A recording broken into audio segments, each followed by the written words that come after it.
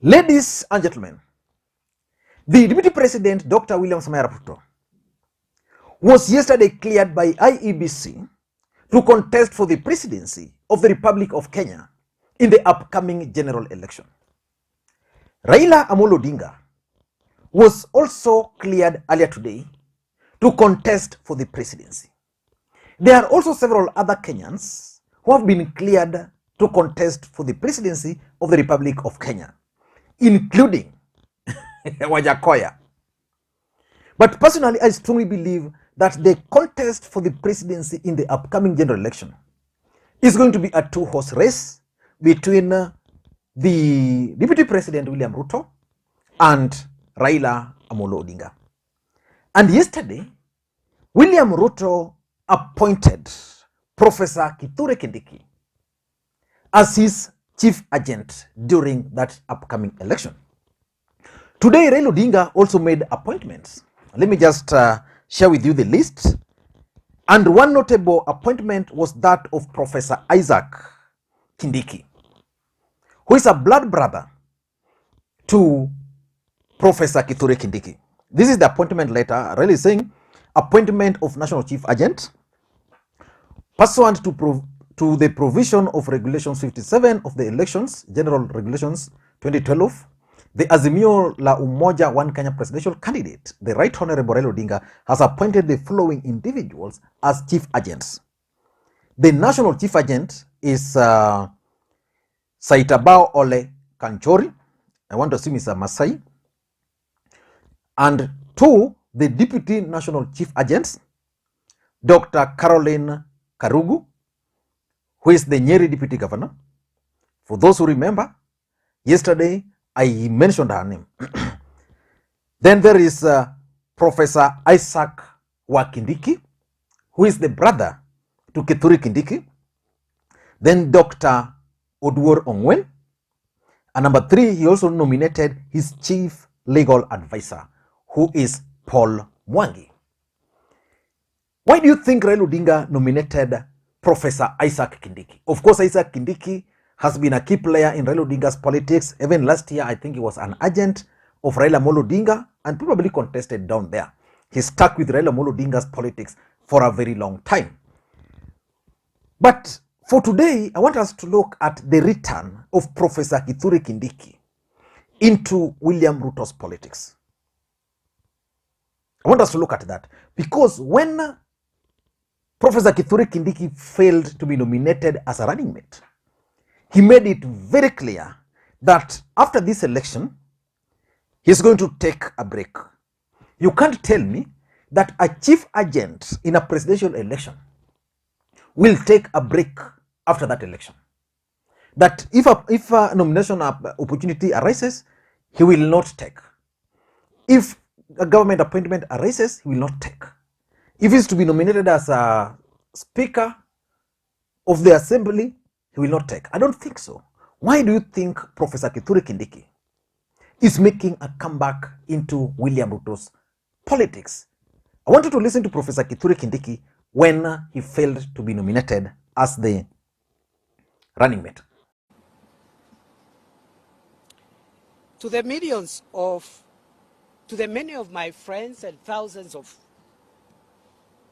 Kenyans of goodwill who supported me during my attempt to seek nomination to be the deputy presidential candidate of our party, I am eternally grateful to you. I wish we could have done better. I want to encourage you that we did our best in the circumstances. And if there has been any shortcomings in the process that our party put in place in the identification of a running mate, if we have made any mistakes, if there have been any shortcomings, those shortcomings are mine as the candidate, and they are not to be visited on any of those who supported my candidature. Our party put in place a very robust and rigorous process of identifying a running mate.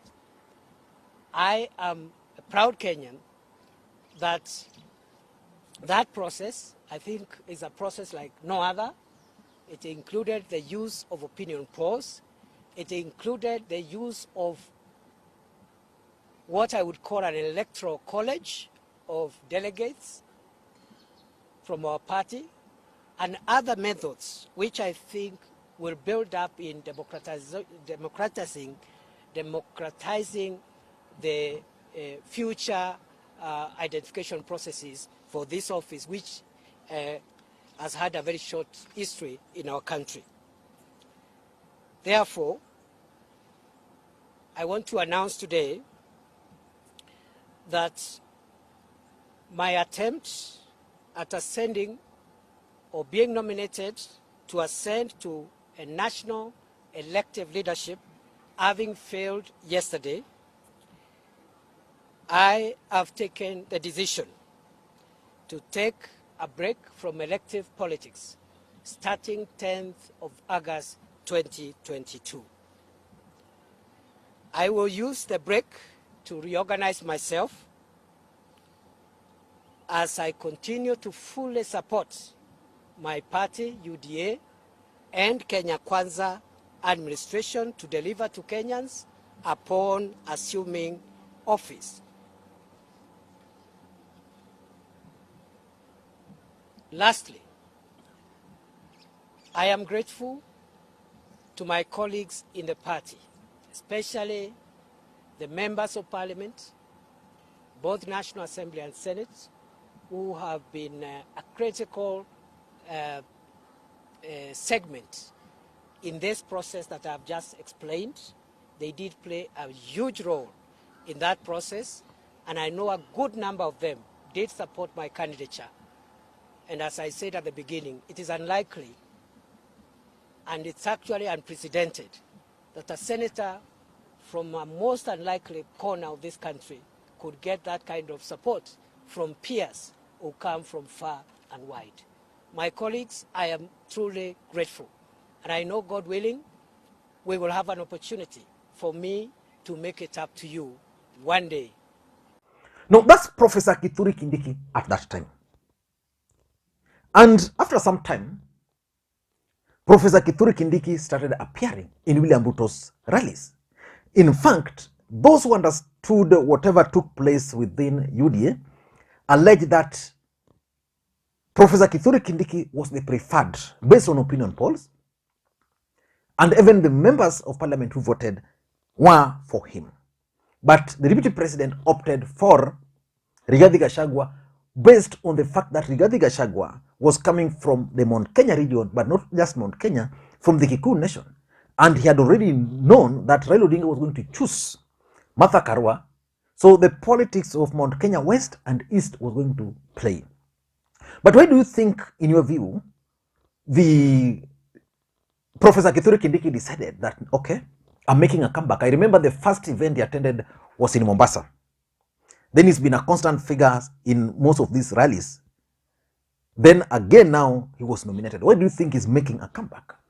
In my view, I want to be very brief today. In my view, I think number one is the Mount Kenya politics. The truth of the matter is that the nomination of Rigathi Gachagua as William Ruto's running mate has not really achieved the desired objectives. And it was clear that the mountain was divided. There is the Mount Kenya East and the Mount Kenya West.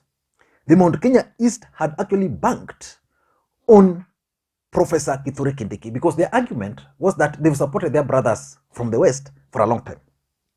So when Kithure Kindiki was not nominated, they were very angry, they were bitter, they felt that their son was overlooked. So the deputy president had to go and look for Professor Kithure Kindiki, bringing him on board, so that his supporters who are bitter cannot see him back in Jubilee. In Kenya Kwanza. The truth is, there is Embu, there is Meru, there's Tharaka. That's the same place where the Speaker of the National Assembly, Justin Muturi, comes from. Justin Muturi also missed. The fact that Kindiki was left out was going to provide a fertile ground for Raila Odinga to make inroads into that region. Because there is Peter Munya there. There is Peter Munya. There is the governor for Meru. There is the Uhuru factor. And now Raila Odinga was going to target Tharaka Nithi.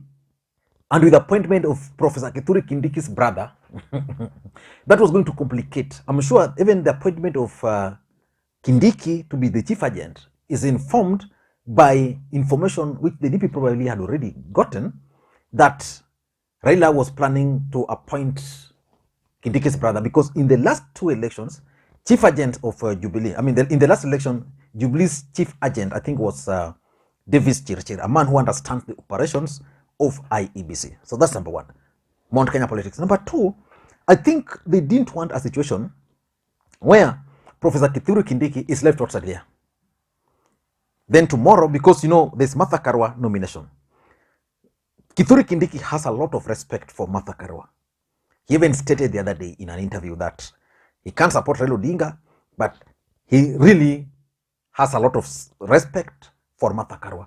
So I tend to think that what the deputy president didn't want to do was to give room for Professor Kithure Kindiki to be persuaded to go and join Azimio. We are in politics, and high voltage politics for that matter at this stage. Any slight mistake, I'm sure that Kindiki felt betrayed, because remember, this guy was with Uhuru Kenyatta. He was their lawyer at the ICC. Uhuru left him. He came to Ruto, did everything. Ruto convinced him not to run. Then again, so it was just there. And with the nomination of Martha Karua to as Raila Odinga's running mate, there was that temptation. This is what the deputy president was avoiding. And that's why I always insist that William Ruto is a man of action. He acts on certain information. So I think the temptation to join Azimio has now been stopped.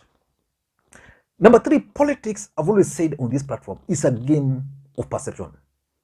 So if Professor Kithure Kindiki left in that manner, then it's not seen on rallies, then that perceptional value which he was bringing to UDA was going to go down. His supporters were going to start thinking, okay, we were betrayed. They were going to start like, what is now the need of us joining William Ruto? So basically, because of perception value, which he was bringing, the deputy president didn't want to lose that perception value.